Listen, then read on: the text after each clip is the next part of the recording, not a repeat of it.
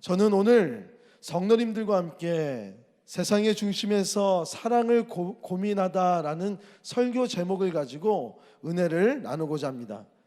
인생에서 가장 소중한 것이 무엇이냐라고 묻는다면 우리 성도님들은 각자 다 다른 이야기들을 해야 할 것입니다.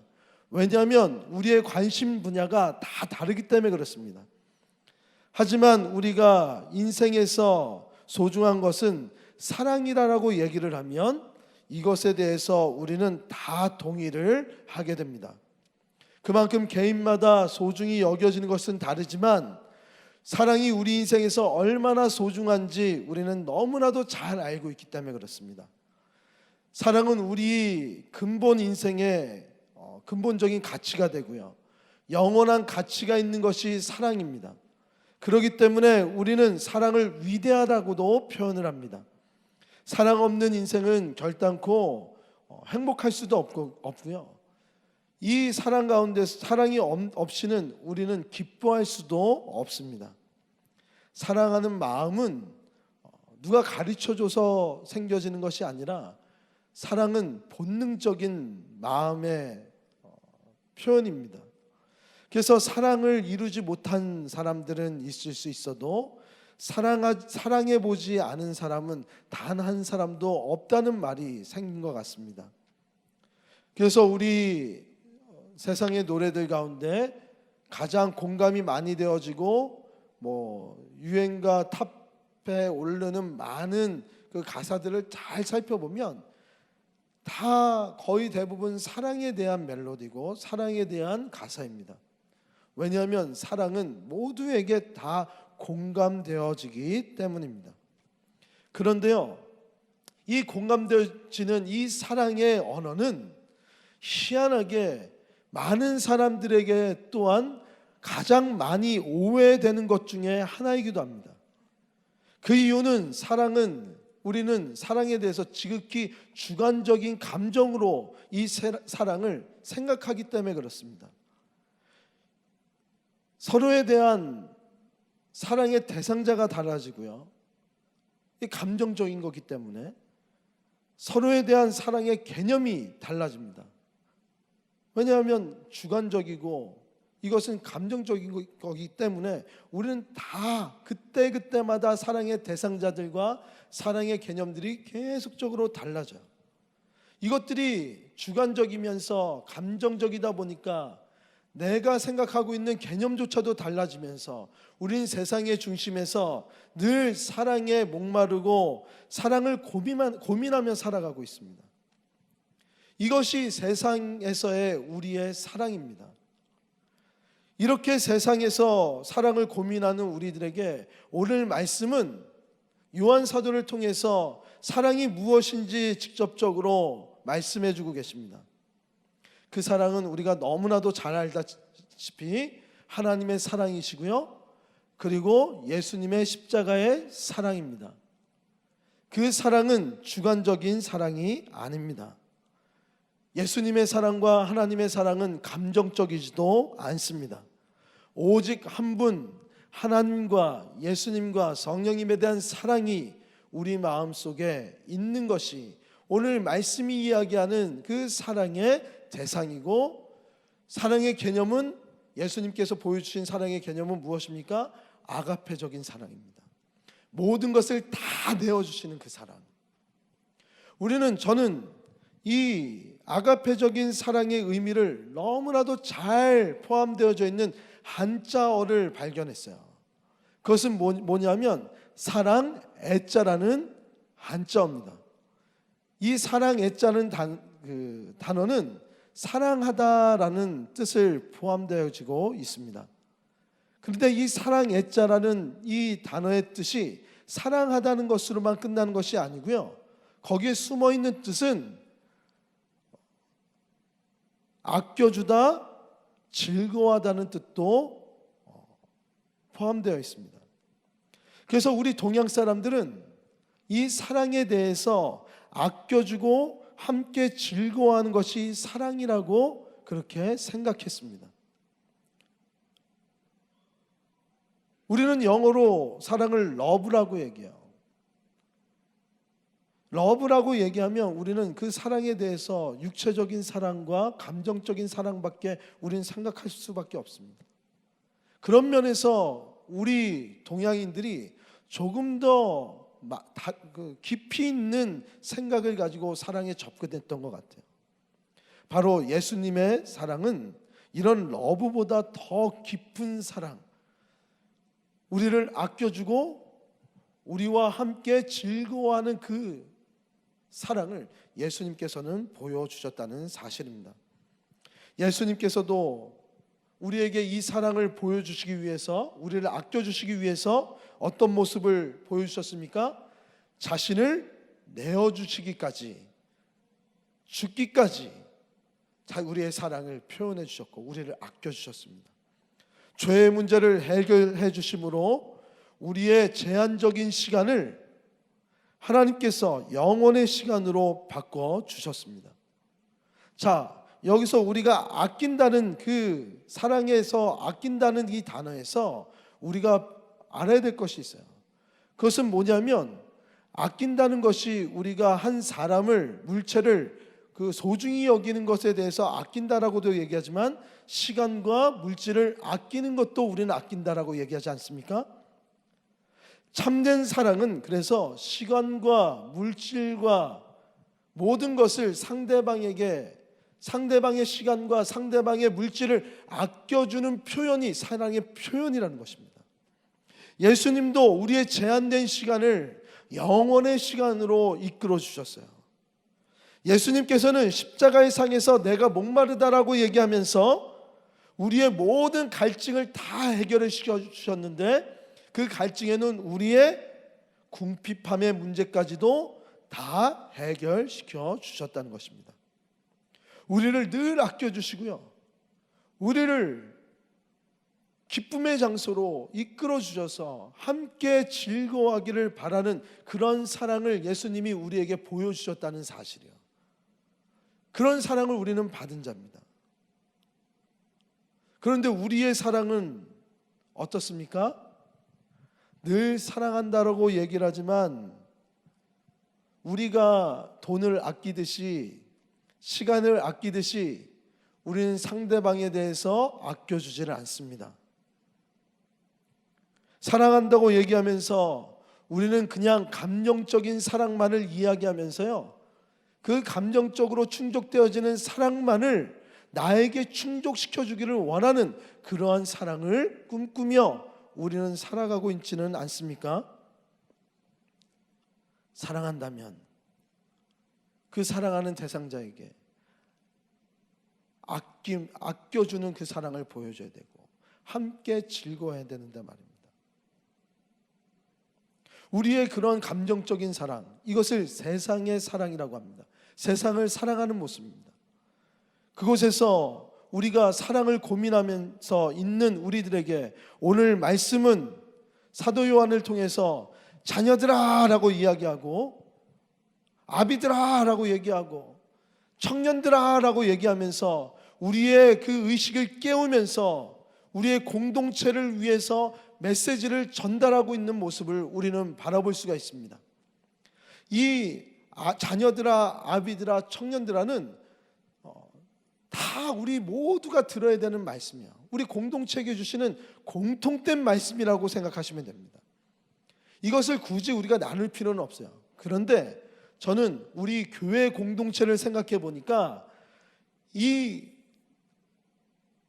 자녀들아라고 외치는 부분에 대해서는 우리가 새신자들의 그 깊이 정도의 신앙인들을 생각하면 딱 맞겠구나라는 생각을 합니다.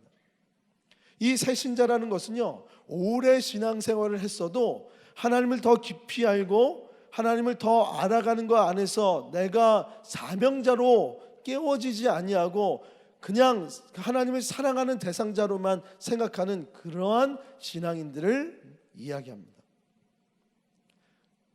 하지만 이것도 우리 모두에게 말씀하시는 거예요. 그리고 아비들아 라고 얘기하는 것은요, 우리 교회 지도자들, 어떤 영향력 있는 그러한 우리 성도님들, 한 예로 목회자들이 있을 거고요, 담임 목사가 있을 수도 있고요, 그리고 우리 장로님들 중에 영향력 있는 교회 안에서 영향력 있는 우리 장로님들이 될 수 있고요. 우리 권사님들 중에서도 기도를 많이 하시고 정말 덕을 많이 세우신 우리 권사님들이 되실 수도 있고요. 그리고 성도로서 집사로서도 우리가 교회 안에서 훌륭한 덕을 세워 나가면서 일하는 지도자들을 모두 지칭하는 게 아비들이에요.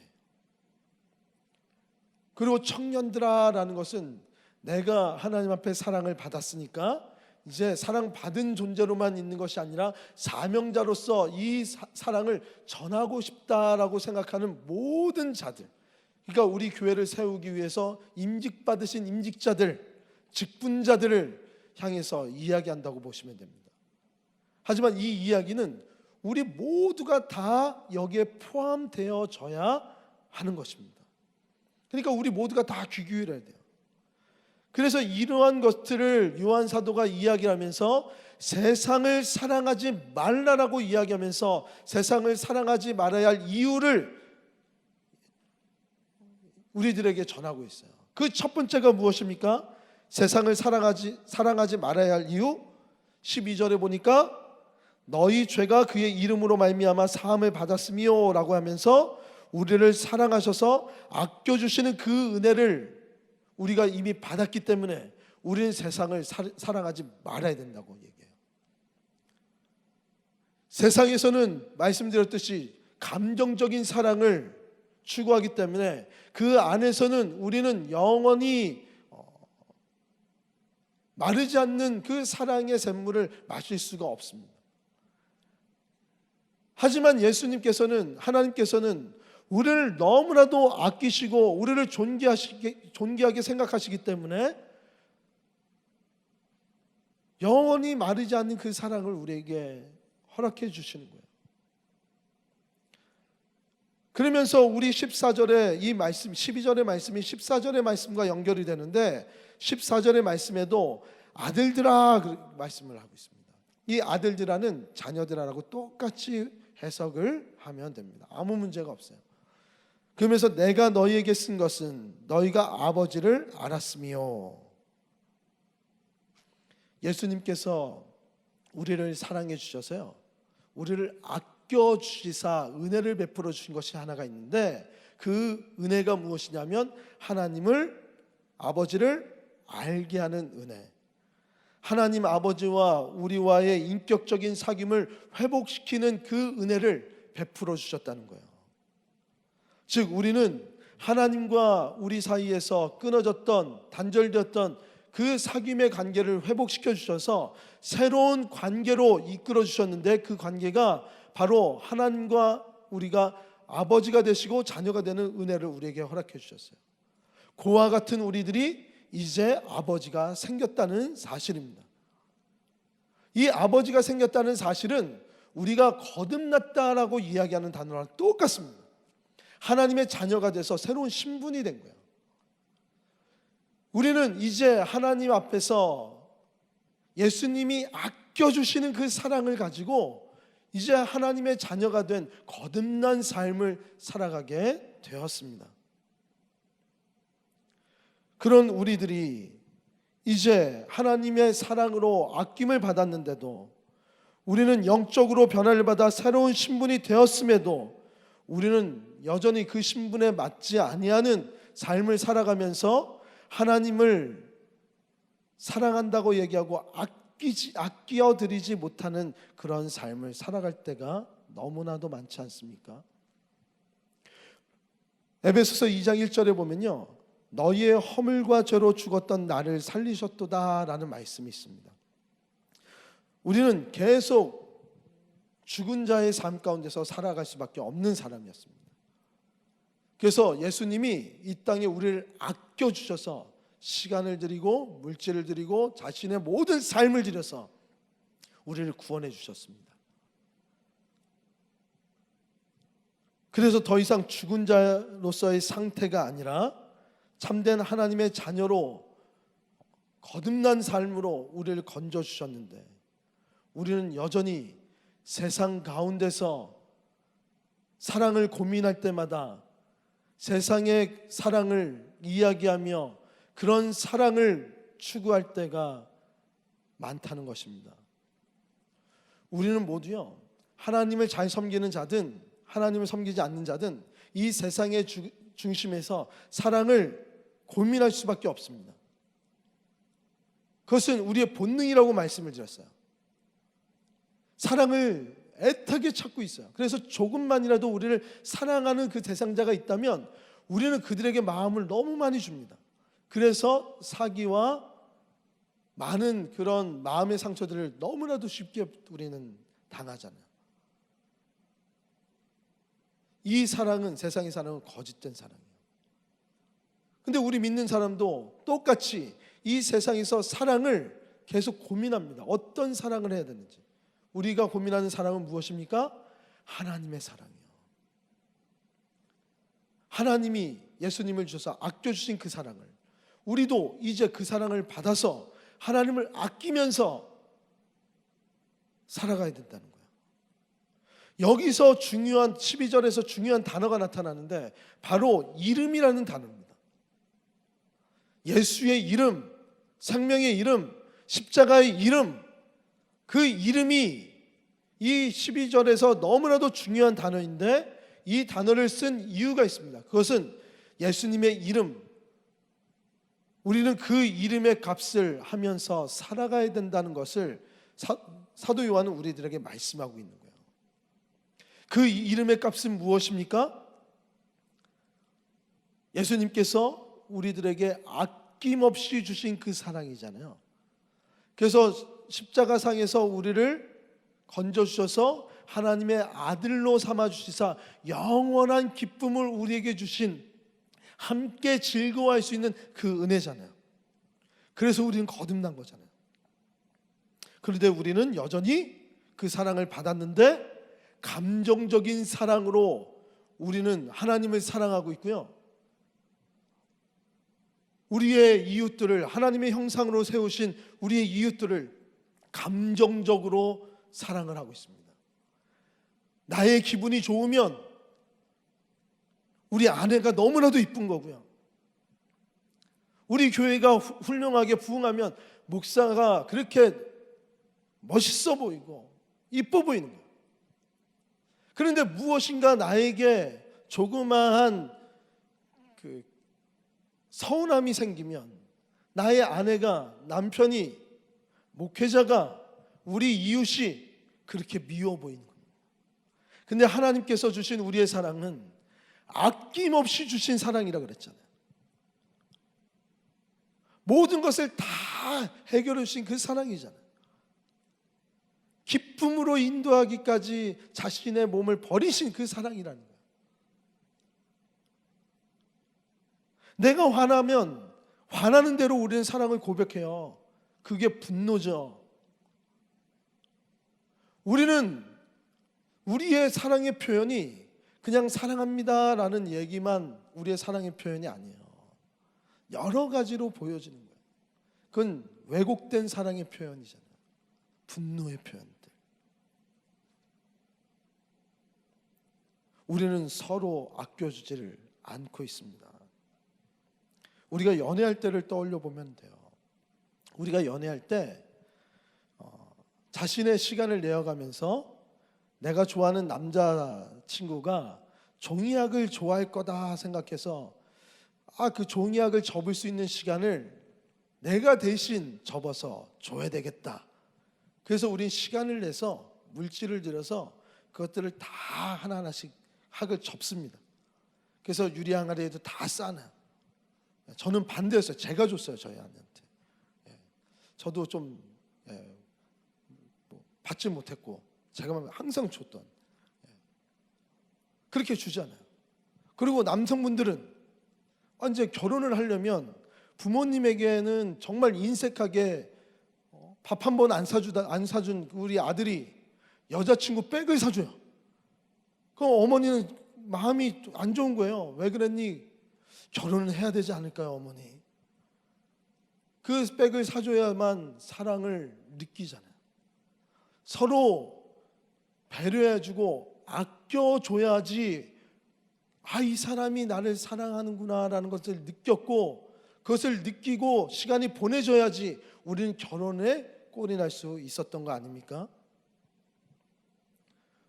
우리는 사랑한다 그러면서 마음대로 심부름을 시키지 않아요. 사랑하는 대상자들에게 이거 빨리 뭐 좀 갖고 와, 안 그래요. 뭐 어떤 것을 명령한다든지 힘주어서 이야기하지 않습니다. 제가 미국에서 사역을 할 때 시은속교회 오기 전까지 제가 세 교회를 거치고 시은속교회로 다시 돌아왔는데요. 저는 이 세 교회에서 두 번의 이사와 한 번의 리모델링으로 정리를 계속해서 교회 정리를 짐을 날리는 사역을 한 번도 쉬지 않고 했어요. 세 번 다 짐을 날려야 했어요. 미국에서 두 번, 한국에 와서 그 큰 교회가 다 움직이는데 그 큰 교회 최전단 앞에서 제가 그것들 다 이제 TFT가 생겼는데 거기 안에서 다 했고요. 그때 엘리베이터도 안 돼서 그 교회가 14층이고 거기가 8층인데 거기를 지하 4층까지 다 걸어 내려가면서 그 방마다 호마다 몇 호실이다 그걸 다 표시를 해놨어요. 왜냐하면 짐이 그렇게 가야 되니까. 그것을 제가 했습니다. 그 교회 저 아니었으면 안 됐어요. 이사 못했어요. 그래서 이사를 하는데 그때도 똑같았습니다. 한 교회에서도. 근데 저는 대학부를 한어대학부를 맡았고 있었고 한어대학부에는 그 부모님들이 다 그곳에 있지 않았었어요. 유학생들이었기 때문에 부모님들은 다 한국에 계셨고 미국에서는 고아 같은 아이예요. 우리 그 교회 성도님들의 자녀들은 다 EM이라고 영어권의 예배를 드리게 됩니다. 근데 교회가 이사를 하는데 그 EM의 친구들은 우리 집사님 장로님들의 자녀들은 이사를 한다고요. 돈을 줘서 농구하는 곳으로 수영장으로 놀려 보냈어요. 근데 대학부를 맡았던 저는 제가 아이들한테 야 교회를 이사하는데 하나님의 교회다. 하나님만 바라보면서 하자. 그럼 대학부 애들을 다 불렀어요. 처음에 5명이었는데 13명까지 부응했거든요. 그래서 분위기가 굉장히 좋았습니다. 한 명이 100명 같았거든요. 사실 그 미국에서는. 그래서 우리 같이 하자 그러면서 으쌰으쌰하면서 했는데 우리 항상 교회에서는 청년들을 귀하게 생각해 준다고 하는데 우리 유학생들이 이제 짐을 나르고 있어요. 그랬더니 저기서 한 집사님이 야 일로 와봐. 이것 좀 찬양 대신에 좀 옮겨. 그러니까 우리 애들은 너무 착하거든요. 사실. 네 그러면서 막 뛰어가는 거예요. 그러면서 그걸 다 옮기는 거예요. 그러면서 막 험한 말을 하고 니네들 말 안 들으면 대학부실 안 준다. 니네들 잘해야지만 니네 한어대학부실 주는 거야. 이렇게 얘기하는 거예요. 그래서 제가 애들을 다 모았어요. 내가 미안하다. 니네들 다 집에 가라. 나머지는 전도사님이 할게. 그랬더니 전도사님 혼자 이거 어떻게 하냐는 거야. 니네 가고 이건 전도사님이 할 테니까 니네들 쉬어. 왜냐면 얘네들이 이제 그 사실을 알았어요. EM 애들은 이제 놀러 갔다는 거를. 집에 가라. 그러면 제 카드를 줬어요. 너 이거 무제한 고깃집 가서 밥 먹고 가. 그리고 이거 회장이 나한테 갖다 주면 내가 그거 갖다 주면 돼. 그렇게 얘기하는데 또 저기서 야 빨리 일 안 해 그러시는 거예요. 근데 그 자녀들이 지금 놀러 갔어요. 그분 집사님의 자녀는. 내 자녀는 아껴서 일하는 곳에 있지 않고요. 내 자녀가 아닌 친구들은 일하는 곳으로 있는 것이 교회를 아끼는 걸까요? 우리의 다음 세대를 아끼는 걸까요? 저는 거기서 화를 냈습니다. 빨리 가라고. 빨리 가. 너네 없어도 이거 하니까 빨리 가. 사랑하는 시윤숙교회 성도 여러분, 거듭난 사람이라면, 사랑을 이야기하는 사람이라면 서로 아껴줘야 돼요. 우리 서로는 적이 아닙니다.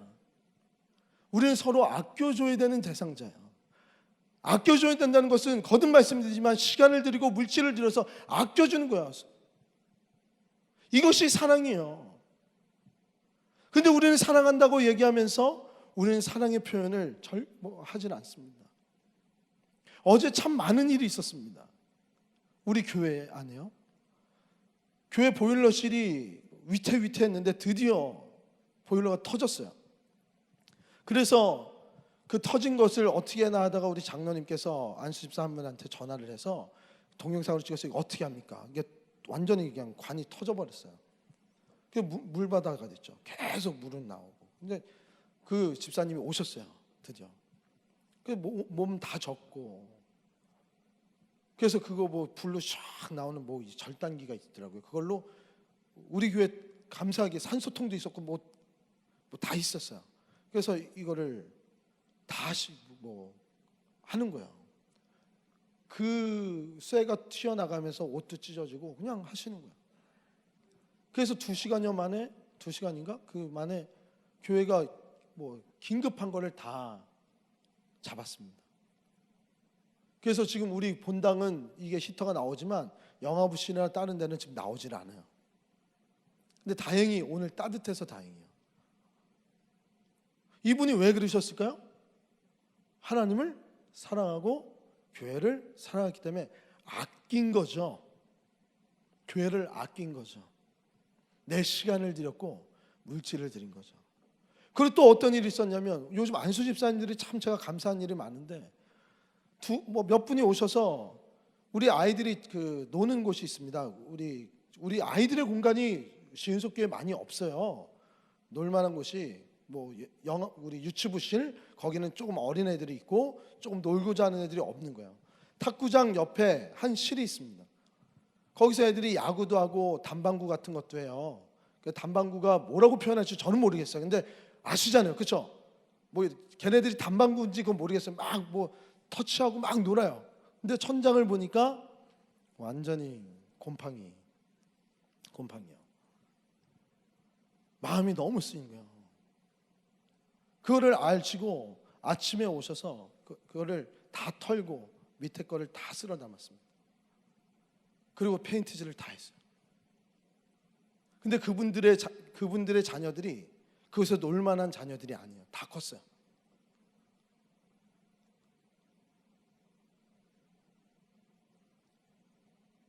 이거는 교회를 아끼고 하나님을 아끼고 우리 다음 세대를 아낀 거잖아요. 아낀다는 말은요, 내가 어떤 것을 내 바운더리를 치울 때 우리는 아낀다는 얘기를 하면 그건 부정적인 단어가 돼버려요. 내 스스로에게 아끼잖아요. 그럼 우리는 그런 사람을 뭐라고 합니까? 구두쇠라 그러죠. 나의 스스로에게 아낀 사람들은 이기적인 사람이라 그러잖아요. 사랑은 내 바운더리, 내가 위치한 그 이상의 것을 넘어섰을 때 그건 사랑이 되는 거예요. 나의 공동체, 내가 누리는 그 공동체만 딱 이렇게 누림을 위해서 우리가 사랑을 펼쳐지고 우리끼리 아름다워지고 우리끼리 어떤 아낌의 모습들을 자꾸 하잖아요. 그건 아끼는 거 아니에요. 그건 구두쇠예요. 그건 이기적인 거예요. 그래서 한국교회가 이기적인 얘기를 한동안 많이 들었지 않았습니까? 우리는 아낀다면 상대방에 대해서 아껴주는 거예요. 하나님에 대해서 아껴줘야 되고요. 우리의 자녀들에 대해서 아껴줘야 되고요. 우리의 아내에 대해서도 아껴줘야 돼요. 남편에 대해서도 아껴줘야 되는 거예요. 내 방을 치우는 것을 우리는 공동체를 사랑한다라고 얘기 안 합니다. 물론 굉장히 중요합니다. 내 방부터 치워서 그 바운더리를 넘어가게 하는 것이 그 사랑의 제일 우선되는 겁니다. 하지만 내 것을 계속 아껴나가면 그것은 좋지 않은 모습이라는 거예요. 우리 시은속교회 모든 성도님들은 하나님에게 인색함이 없는 그 사랑을, 인색한 사랑이 아니라 아낌없이 드리는 그런 사랑을 하시는 우리 시은속교회 성도님 되시기를 주님의 이름으로 축복합니다. 그런 자가 세상을 사랑하지 않게 된다는 거예요. 이게 워낙은 다예요. 우리가 거듭난 사람의 모습이라는 거예요, 이게. 이제 두 번째, 세 번째는 점점 짧아집니다. 우리가 세상을 사랑하지 말아야 될 두 번째 이유는 13절과 14절에 그 아비들아 그러면서 태초부터 계신 이를 알았으며라고 얘기해서, 태초부터 계신 이를 안 것이 아비들이요.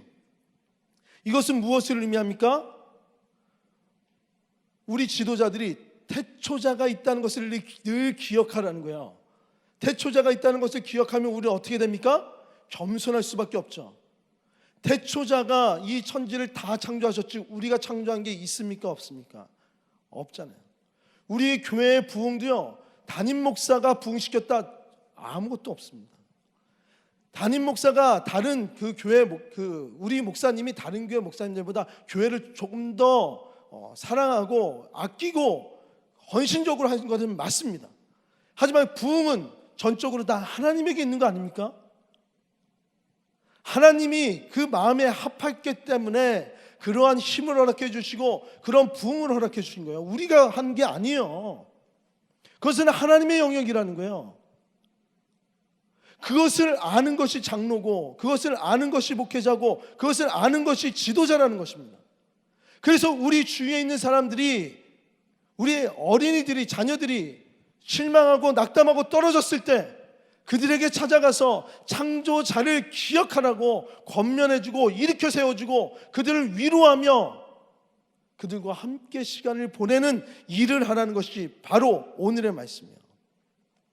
공동체를 이끌어 나갈 때 태초자, 그 태초의 모든 것을 이끌어 나가셨던 그 태초자이신 하나님께서 우리의 모든 공동체를 다 이끌어 주신다는 사실입니다. 아멘.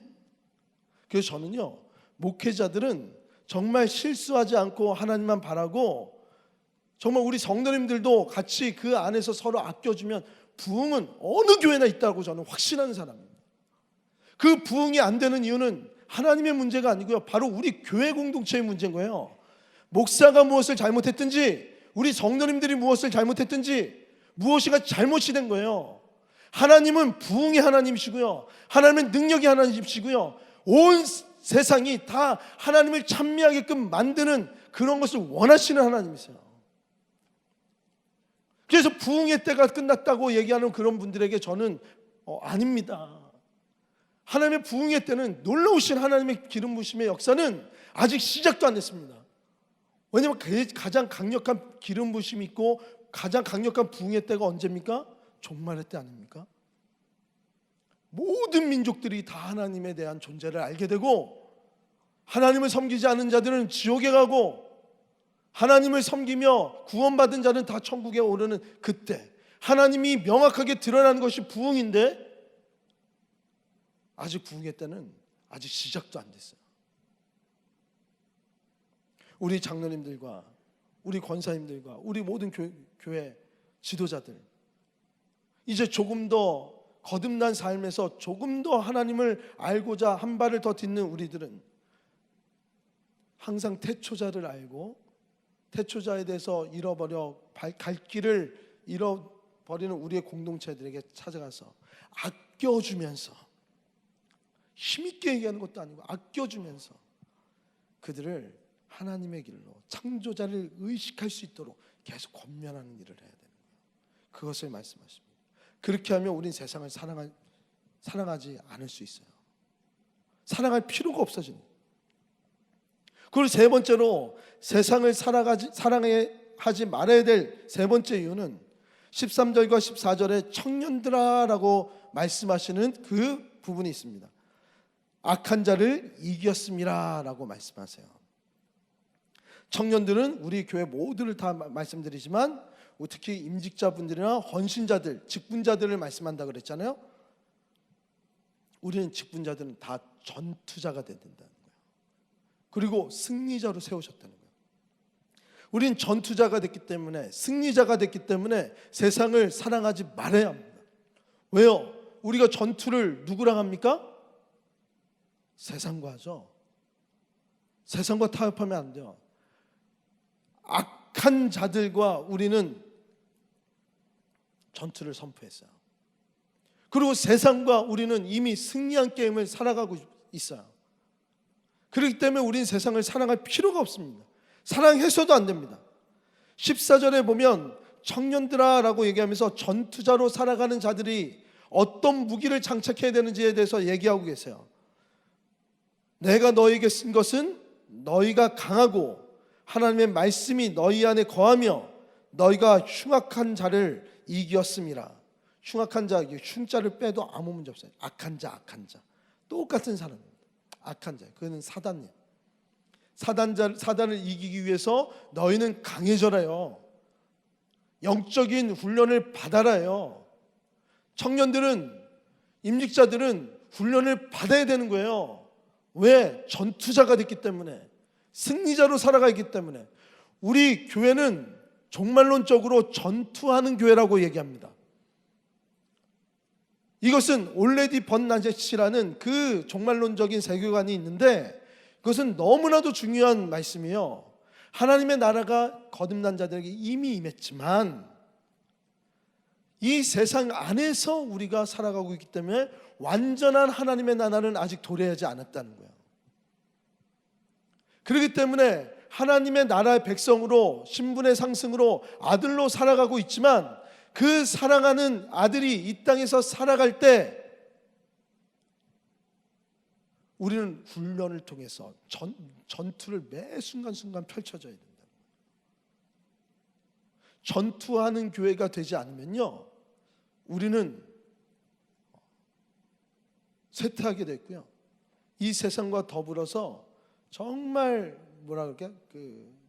세상이 교회인지 교회가 세상인지 물들 수밖에 없어요. 이것은 무엇을 의미합니까? 신앙생활을 너무 편하게 한다는 것은 우리가 안 됐다는 거예요. 나에게만 달라는 이기적인 그런 사랑을 표현하는 거죠. 우리는 모두가 전투하는 교회에 살아가고 있습니다. 그 전투자가 되어야 돼요. 그 전투자를 어떻게 양육합니까? 말씀으로 양육하라는 거예요. 말씀으로 양육한 그 전투자가 있는 교회를 요한 사도는 우리에게 말씀하고 계세요. 저는 우리 성도님들이 그래서 더 훈련하는 자로 나왔으면 좋겠어요. 제가 이제 요번 언제 할지는 모르지만 공고가 나가면 요번에 임직까지는 은혜의 임직이라고 저는 얘기를 합니다. 왜냐하면 그동안 우리가 9년인가 10년 동안 임직이 없었어요. 그래서 세워드려야 되는 분들이, 교회를 생각하고 헌신하고 그랬던 분들이 계세요. 그분들을 위해서 은혜의 임직식이야. 그 이후에는 우리가 훈련받지 않으면, 전투자가 되지 않으면 우리는 직분을 안 줄 겁니다. 하나하나 세워나갈 거예요. 전투자가 전투력을 상실했기 때문에 교회가 힘이 없는 거예요. 우리의 주적이 사단인지 우리 공동체인지 헷갈리기 시작하는 거예요. 제가 여러분들에게 적이 아니에요. 목사는 적이 아닙니다. 근데 많은 교회들은 다 목사가 적이요. 적은 누군지 아십니까?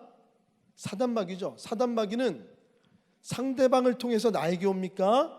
상대방의 모습을 보면서 내 안에 있는 사단이 움직입니까? 예? 사단은 내 속에서 움직입니까? 밖에서 움직여집니까? 아무리 외부에서 나쁜 짓을 하더라도 내 안에 성령 충만하면 내가 사단에 넘어갈까요? 안 넘어갈까요? 넘어갈 수 없어요. 그러니까 사단은 내 안에 있는 거예요. 이 권세 잡은 자는 나를 넘어뜨리는 거지 상대방을 넘어뜨리는 게 아니에요. 그래서 신앙은 나의 문제라는 거예요. 늘. 근데 우리는 상대방이 문제예요. 목사가 문제고 장로님이 문제고 권사님이 문제고 교회가 문제라는 거예요. 아닙니다. 내가 문제예요. 우리 아이들에게 우리는 어떻게 양육했습니까? 좋은 것을 주려고 우린 유기농을 먹이고, 지금 아이들에게 지금은 절대로 분식집이나 어디 가서 김치 먹지 말아라, 특히 중국산은 절대 먹지 말아라 얘기하고 있지 않습니까? 좋은 것을 먹이고 싶잖아요. 근데 우리 아이들은 어떻게 키웠습니까? 실제로 많이 먹여서 키도 장성해졌고 등치도 좋아졌고 잘생겨졌습니다. 저는 많이 먹었는데도 이게 하나님의 은혜로 겸손한 상태예요. 근데 우리 영적인 것은 무엇을 먹이고 계십니까 지금? 우리 교회는 아이들에게 자꾸 용돈을 주면서 교회에서 헌신하는 곳에서 나가 있으나 전투자로 만드는 것을 하지 않고 너희들은 쉬어라 그러고 있지 않습니까? 그러니까 영적으로 비실비실하잖아요. 벌꿀이 참 신기해요. 여왕벌이 죽으면 그 벌꿀들은 여왕벌을 새로 세워야 되잖아요. 그럼 우리는 기본적으로 여왕벌에 대한 알이 따로 있다라고 생각을 하게 돼요. 하지만 일반 일벌들과 똑같은 알을 갖고 있습니다. 그 중에 하나를 선택해서 여왕벌 방으로 옮겨요. 그리고 그 알이 깨지면 이들과 다른 음식을 먹입니다. 그것이 뭐예요? 로얄젤이에요. 로얄젤을 먹이니까 외모부터 달라요. 여왕으로 키우는 거예요. 강건해지는 거예요.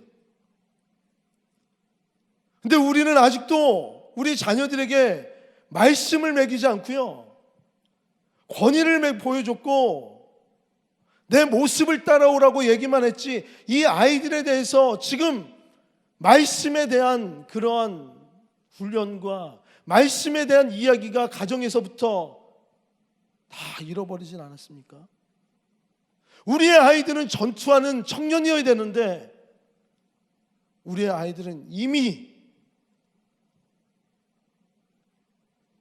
전투력을 상실해서 세상에서 사랑을 고민할 때 하나님을 바라보지 못하고 이 세상 것을 바라보지 않습니까?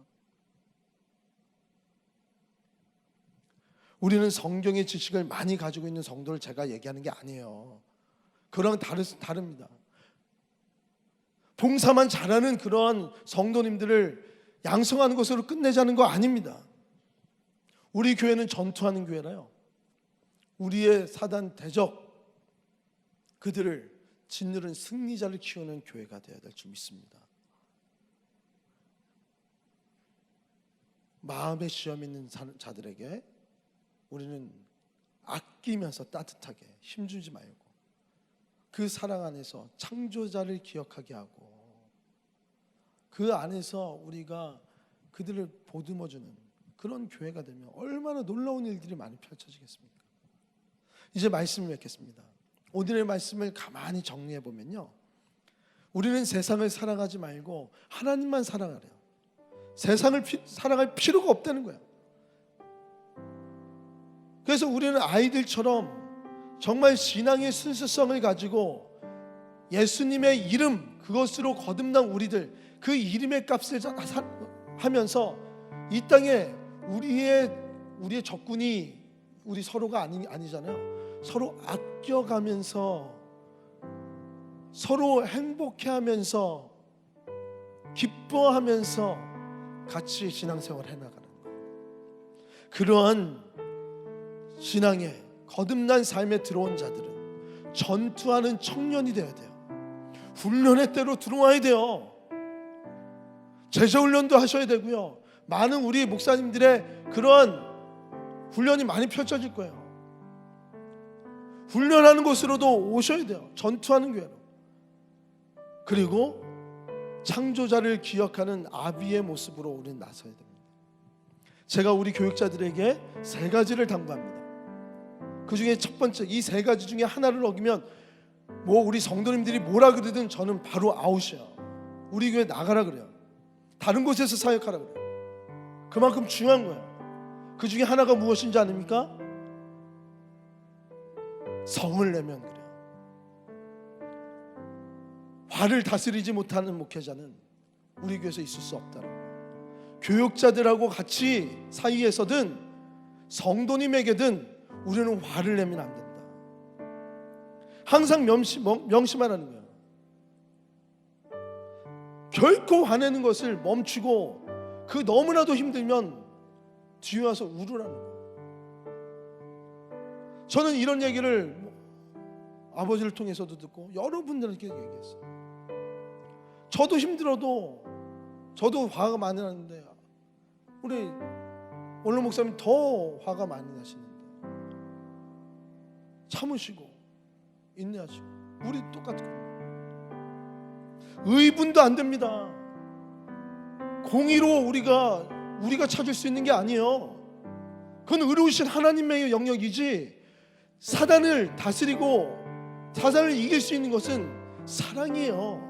아껴줌을 통해서 우리 이길 수 있는데, 우리 자꾸 다른 일들을 통해서 그 의를 추구하려고 그래요. 적이 우리 공동체가 돼버려요. 담임 목사가 돼버려요. 장로님들이 돼버려요. 권사님들이 돼버려요. 집사님들이 돼버려요. 우리 가족이 돼버려요. 아니에요. 그로 인해서 힘들게 하는 내 속에 있는 사단과의 문제에서 처절한 싸움을 펼치고 그곳에서 승리를 일으키며 우리는 그것을 다스릴 수 있도록 또 권면을 해줘야 돼요. 이것이 우리 목사님들만이 아니에요. 우리 성도님들도 똑같습니다. 제가 왜 목회자들에게 이런 철학을 3가지를 얘기했을까요? 우리 교회는 이런 교회라는 것을 저는 보여주기 위해서 한 거 아닙니까? 우리끼리 다투면 안 돼요. 우리끼리 적군인지 아군인지도 모르고 다투면 안 돼요. 절대로 안 돼요. 그럼 사단이 승리합니다. 세상의 것을 사랑하는 거예요. 우리는 하나님만을 사랑해야 돼요. 우리는 어른의 역할을 하면서 그 어려워하는 자들에게 창조자를 기억하라고, 아무리 힘든 상황 가운데서도 이 우주 만물을 창조하신 그 하나님께서 당신을 도와줄 거라고, 그러면서 그 전투하는 청년들을 말씀을 양육해주고 격려해주고 위로해주는 일들을 아비들은 해야 된다는 거예요. 그들에게 화를 내면 안 되는 거예요. 그들과 다투면 안 되는 거예요. 사랑하는 신속교회 성도 여러분, 우리가 이러한 선순환이 이루어지는 교회가 될 때, 우리는 하나님의 공동체로서 세상을 사랑하지 않고 오직 하나님만을 사랑할 수 있는 그런 공동체가 될 수 있는 줄 믿습니다. 오늘 이 말씀을 꼭 기억하시고 오직 하나님만을 바라보는 우리 성도 되시기를 주님의 이름으로 축복합니다. 오늘 결단 찬양은 아름다운 우리 교회